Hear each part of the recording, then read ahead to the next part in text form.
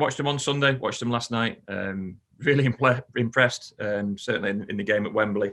Unlucky to lose to a top League One team, but played really well on Sunday. A slightly less pressurised game last night, but still performed pretty well. And they're on a good run of form. They're near the top of the league for a reason.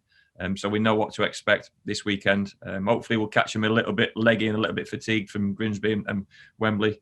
But a game where we want to take some points from it. They've obviously been flying, really. They've shot up the table, and it seems to me the turning point in their season seemed to be the 5-0 in December. I mean, it's incredible to see how they've progressed since that game, isn't it? Yeah, but obviously that was early on in Keith Hill's reign as manager. So let's be honest, he's been able to work with our players for a longer period of time, get them playing well, get a balanced team, and got some really good players within that as well. I've just said on a previous interview there, probably 3, 4, possibly 5 who've played in the Premier League, which is strange for a League Two outfit. So their experience is there for all to see, but they've also certainly got some good players within that, and that's testament to the manager and the job he's done there. It feels a long time ago when we him convincingly in the home game, but they'll be aware of that. We're obviously aware of that, but a lot has happened since then, and I expect a totally different game this weekend. How has the week been for you? Obviously, it was nice not to have the Tuesday night. As I will always mention, it was nice not to have the Tuesday night. How did you spend your Tuesday night? Watching the football, or did you just zone out like I did? I watched part of Mansfield in Carlisle and part of Scunthorpe and Oldham. So it was a strange evening in terms of what I was watching and not a live game, but that's the circumstances at the moment. Otherwise, would have been there in person. And then Wednesday, obviously, watched Tranmere again. So we did a good bit of training on Tuesday and got some good work into the ones who needed to work. Still a lesser day for some of the group. And I was really pleased how the players have approached today. And we needed to train well today, and we can do our bits and pieces and final touches tomorrow on the way up to the Northwest. And it's another game towards a team at the top end of the table, which is where you need to raise your game.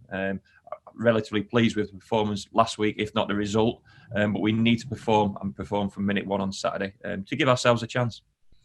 And I guess it's nice, going into a game with a fresher set of legs, isn't it? And it gives you more options when, we haven't had that midweek game.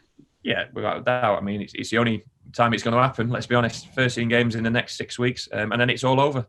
So much to play for. 7 of those games away from home, 6 of them at home. And we made it clear to the lads that within that group we had today, because the young boys played yesterday, it's going to generally be that group of players who are going to get us where we want to get to.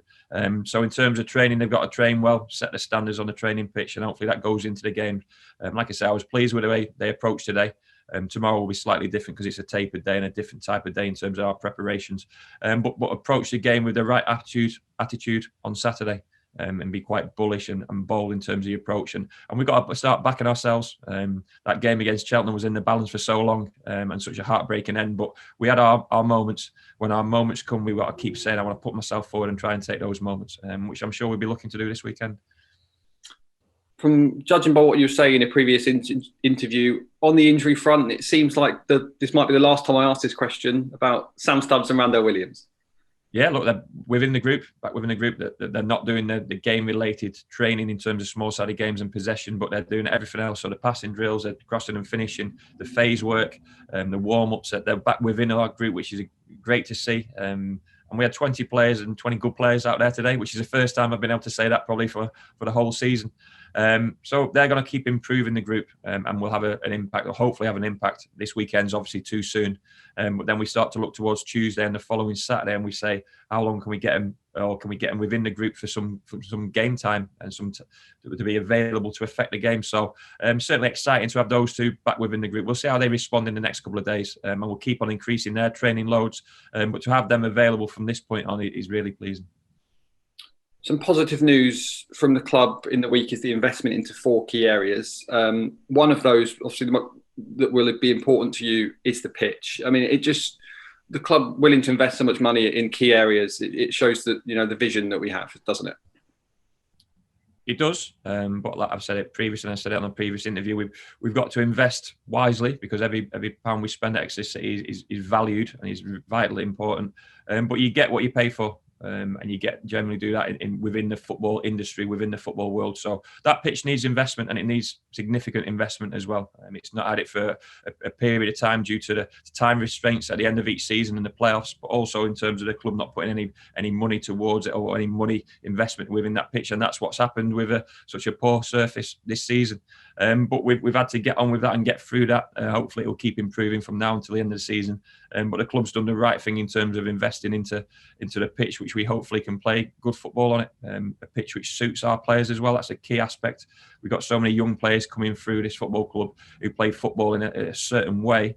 Why would we have a pitch which doesn't suit those players? So it's a step in the right direction. But time will tell, and time will tell in terms of how much we invest into that pitch and the rewards we get off the back of that, and how long it takes for us to have a seriously good playing surface which is consistent for a number of weeks, months and seasons. And finally then, we've spoken about Ollie Watkins' story enough over this season, but he's now made the England squad, and that's just icing on the cake for him, and it another great story for our academy. Yeah, but you just mentioned that icing on the cake suggests it's the last bit, but he's got a hell of a career ahead of him. Why can't this be the start of an England career? Why can't this be the start of a career in the Premier League where he goes on and does it consistently, week in, week out, season in, season out? He's got the attributes to do that. He's got the capabilities. We know he's got the mentality and attitude.